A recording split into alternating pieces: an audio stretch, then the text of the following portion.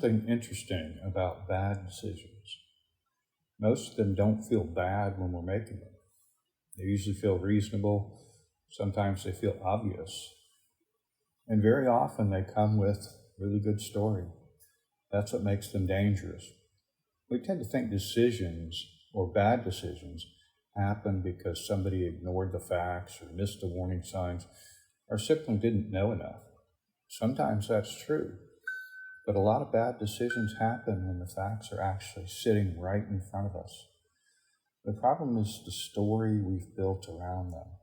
And once the story feels convincing enough, we stop examining the facts independently. We start using the facts to support the story. That's a very different thing. Think about how this happens in business. The strategy isn't producing results, but instead of asking, is this strategy wrong? Someone says, we're just early. Or the market hasn't caught up yet. Or even, we've already invested too much to stop now. Notice what just happened. Those statements may be true, but they're also stories. They take a complicated set of facts and organize them into a narrative that tells us what those facts are supposed to mean. And human beings love that. We hate disconnected information. We want cause and effect. We want a beginning, a middle, and an end. We want to know who the good guy is, who the problem is, what went wrong, and what happens next. The problem is that reality doesn't always cooperate. Reality is really messy. Sometimes there's no clean explanation. Sometimes several things are true at the same time. Sometimes the people who made a mistake is still highly competent. Sometimes the strategy that worked brilliantly last year is wrong now. Sometimes the person we trust is wrong. Sometimes the person we dislike is right. Those are uncomfortable possibilities. A good story removes that discomfort. And that's why I think a convincing story can sometimes be more dangerous than a lie. A lie has a weakness.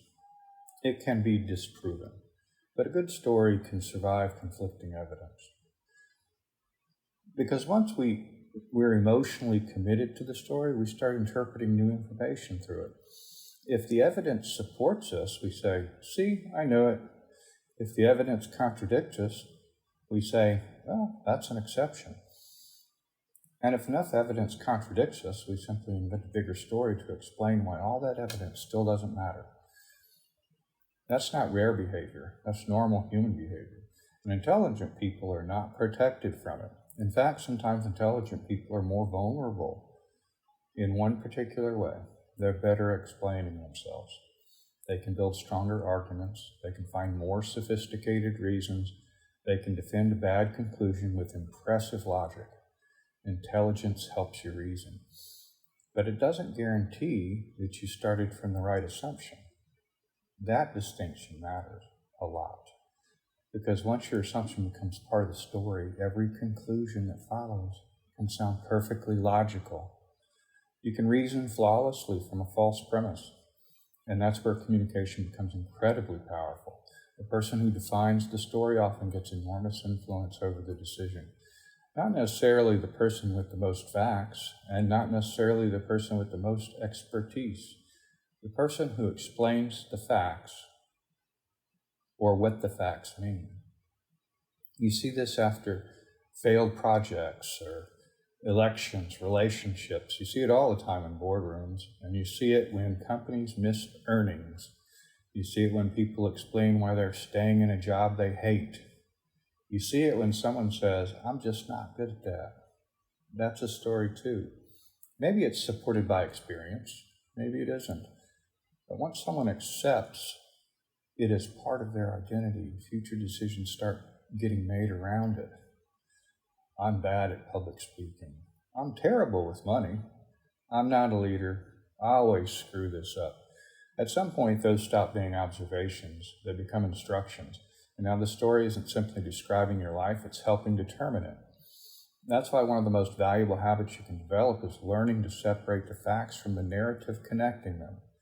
When someone gives you an explanation that sounds incredibly convincing, don't immediately ask, is that true? Ask, What do I actually know? What am I assuming?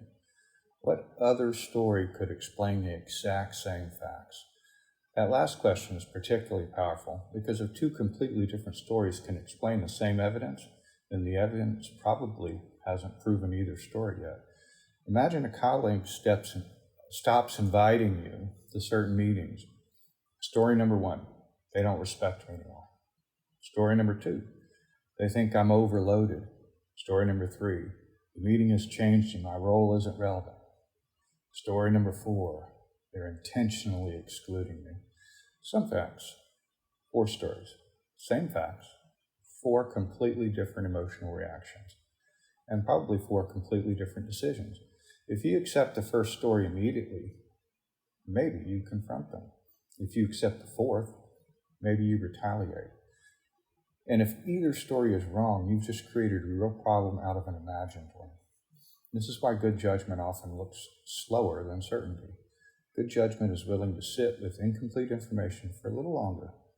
It resists the psychological comfort of a neat explanation. It says, that makes sense. And then immediately asks, but does it have to be true? Those are not the same thing. Plausibility is not proof. Coherence is not accuracy. And confidence is definitely not evidence. One of the easiest ways to manipulate people is to give them a story that explains something they already want to explain. Something goes wrong, give them someone to blame. Something's frightening, give them a villain. Something's complicated, give them a simple cause. Something's uncertain, give them somebody who sounds certain. A weak explanation can become incredibly persuasive if it provides emotional relief. Fear makes weak arguments look strong. But certainty can do the same thing. So anger, so can hope, so can loyalty. And once those emotions are attached to the story, questioning the story can start to feel like questioning the person. That's where discussions become arguments. And that's where organizations make terrible decisions. And that's where people defend conclusions long after the evidence has changed. So maybe the question isn't, is this a good story? Maybe the question is, what would I believe if nobody had told me the story? Look at the evidence again. Strip away the explanation, the villain, the hero, strip away the prediction.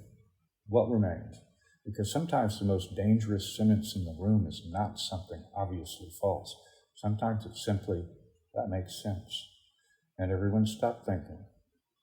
Most bad decisions don't begin with stupidity. They begin with a story that feels so reasonable that nobody bothers to ask whether it's actually true. And if you can learn to recognize that moment in other people, and especially in yourself, you'll make better decisions. You'll become harder to manipulate, and you'll probably communicate with a lot more authority. Not because you always have the answer, but because you've learned not to confuse a convincing explanation with reality. That's a much rarer skill than most people realize. Thank you for listening, and until next time, speak with intent.